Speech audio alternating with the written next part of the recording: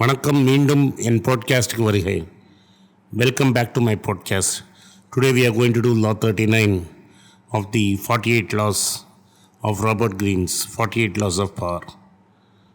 தம்பி sir, law 39 படிங்க. Vinod, read law 39. Stir up waters to catch fish.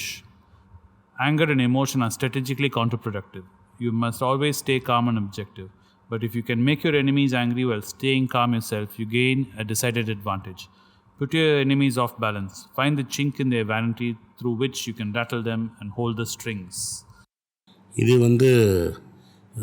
you irritate the other guy to a point where he gets very angry and then you are at the advantage. இதில் famous incident பெங்களூரில் 1996 world cup quarter finals நடந்துட்டு இருந்தது. அந்த quarter ஃபைனல்ஸில் Venkatesh Prasad was bowling to a man called Aamir Sohail. அவனை 3-4 அடிச்சிட்டான். வெங்கடேஷ் பிரசாத்துக்கு ஒரே கோவம். அவன் இன்னும் கோவம். 2 பேரும் had some. Venkatesh Prasad transfer the anger to Aamir Sohail. ஒரு 4 அடித்து நீ போய் பொறுக்கின் வாடா பால்னு காட்டுவான். And lot of heart and he really got Aamir Sohail excited. Aamir Sohail got so excited. அடுத்த பால் என்னன்னு தெரியறதுக்கு முன்னாடியே கண்ணை மூடின்னு வீச பார்ப்பான், போல்ட் ஆகிடுவான். End of the day Pakistan which was cruising at that time collapsed and lost that match.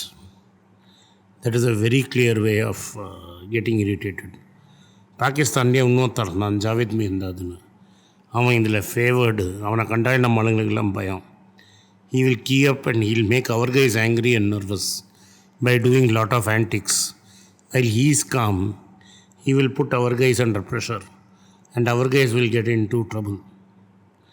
See, he got once Chetan Sharma, he put so much pressure on Chetan Sharma. ஷார்ஜாவில் last பாலில் full toss போட்டு 6 அடிச்சிட்டாங்க. இப்போது T20 அது ரொம்ப common தோனிக்கு அப்புறம். But we are talking about 1990s. Last பாலில் 6 அடிக்கிறதுங்கிறது ரொம்ப கஷ்டம். It's normally in a one-day match, the side which is defending 6 runs of the last ball will win. அவன் அடித்து ஜெயிச்சிருவான். That is because he G'd up Chetan Sharma into bowling a full toss. So அதே பாகிஸ்தானுக்கு நம்ம Indian off spinner Rajesh Chauhan return the favour by hitting a Pakistani bowler for the last ball 6. So this is very common occurrence in sport. But this can happen also in trading. People get so wild. They are not willing to accept their mistakes or accept that their trades have gone wrong. In trading, you have to cut your losses and wait. But நம்ம ஆளுங்க என்ன பண்ணுவாங்க, average பண்ணுறேன்னு average பண்ணி end of the day you have nothing. இப்போ ரீசெண்டாக arch கோஸ்னு ஒரு family office he did this kind of thing with a media company Viacom and a company he took credit derivatives positions. He got wiped out and he put Credit Suisse also in trouble. SoftBank is also very famous for this, and SoftBank is in serious trouble today to a point where he has to sell everything he owns in Alibaba. So sport, trading, investing is very common. Two of the greatest investors I know, Buffett and Soros, they know exactly how to stay calm and when to cut the losses. இது master class. And அவன் என்னென்னா ஒரு play book வச்சுருப்பான். அந்த play book என்னன்னு எல்லாருக்கும் தெரியும். வேறு ஆளாலையும் அதை பண்ண முடியாது. அந்த ப்ளே புக்கை திரும்பி அவன் பண்ணி காட்டினே இருப்பான். So getting the other guy emotional and tense is a great advantage in politics and in economics, trading, in all walks of life. So the idea is, if you get the other guy irritated and tensed and angry, you will he'll make a mistake and you can catch him. This is a classic case. Nee solluga Vinod sir. This is absolutely true answer solludu. But there's a small thing in this to remember. There's a reversal to this law. புக்கில் example என்ன கொடுக்குறாருன்னா, Alexander great அந்த ஃபினிஷியன் capital city பற்றி பேசுகிறார். Alexander Great, after conquering the Orient, comes to mount an assault on the Phoenician capital, Tyre, I think the name was. So when he's assaulting the city capital, he comes to assault it. They send out ambassadors to Alexander, saying they'll recognize him as their emperor, but won't allow his forces to come inside the capital and siege the city. This gets Alexander very angry, and he mounts a siege. For 4 months, he tries to get into the city, and the city holds out, and his army is not able to enter the city. So finally, he says, "Okay, doesn't matter. Let me just sign. Let me not waste any more time. Let me just sign a agreement with them, and they anyway enter my territory. Doesn't matter about entering the city." At that time, these guys get overzealous. They think, "Okay, this guy is useless. This is Alexander the Great." They tell this guy, "Get lost. We withdraw our agreement," and they kill off his messengers who come into the city bearing his message, his offer. This enrages Alexander. Then he decides, "Savadhan poringa," and he goes on full assault. And his army, he sends his full force of his army in, and within days the city falls, and he burns the city to the ground, the capital city, and he sells all the people, occupants of the city, as slaves. So there's an old English saying, "Let sleeping dogs lie." Be always aware when you decide to wake up a giant or an animal, you do not know the consequences of it. So be prepared that you have studied your enemy before you decide to rattle his cage. Absolutely true. Absolutely true. In Tamil Nadu, MGR wanted only one minister padavi and small things. Karnanidhi didn't want to give it to him, thinking that MGR will finish him off. Correct. And he played into the hands of the communists, who showed MGR that he is the real power. And they broke the DMK into two. And MGR kept Karnanidhi waiting for 13 years.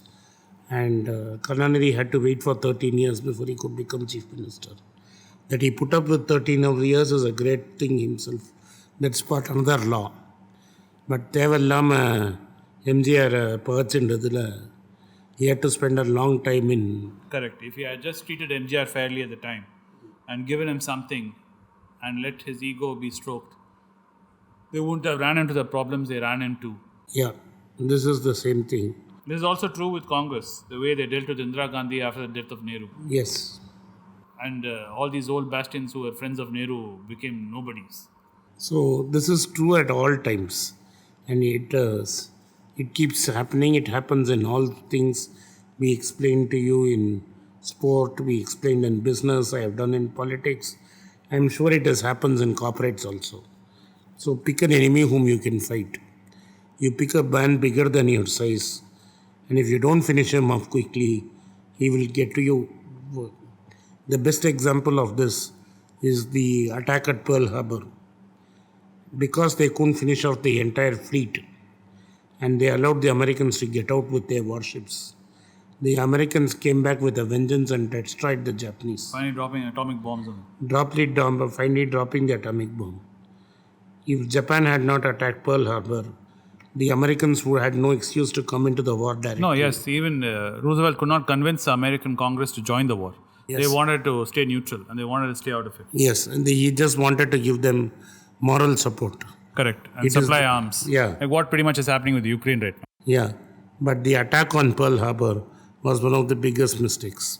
Yeah, it's very true. You need to pick up an enemy of your size. Correct. And you should study your enemy. And another important thing he talks about in the book, about this law is also, be ready to accept your losses. In that, to explain that, he talks about a story of a monkey and a bee. How a monkey is sitting and eating a fruit. And this bee comes and tells the monkey, "You better give me the fruit, otherwise I'm going to sting you." And takes the fruit from the monkey. The monkey swats the bee and tells it to get lost. The bee gets really enraged and very angry at the monkey and stings the monkey really hard. And when it stings, it unable to withdraw its what you call the fangs. The fangs, and it breaks off, killing the bee. So the bee ends up losing its life while just inflicting a small wound on the monkey. Nor does it get the fruit, nor does it do anything to the monkey, and ends up losing its life. So he says, when you do enrage and you do get into a fight, be prepared for the losses also. Are you palatable for the losses? That's true. So you have to pick your enemy and you have to find him at his weakest moments. But if you let him escape, he is going to come back and get you. Yes, Anand will always tell me that every dog has its day, don't worry. Anytime I'm feeling down and out, Anand will tell me that every dog has its day. That you might lose a battle, but don't lose the war. Yes. Always keep your cool, keep your calm, and be composed. No matter how much people try to instigate you, never let your emotions overpower you. Also, the law applies in reversal to yourself. Never allow your emotions to get the better of you. Because there's nothing that can come out of letting your anger or any form of emotion taking control of your senses. Yes, an absolute truth. Something I learned very painfully myself. So I think we have discussed this law threadbare. Correct. Thank you for your time, Vinod. Thank you.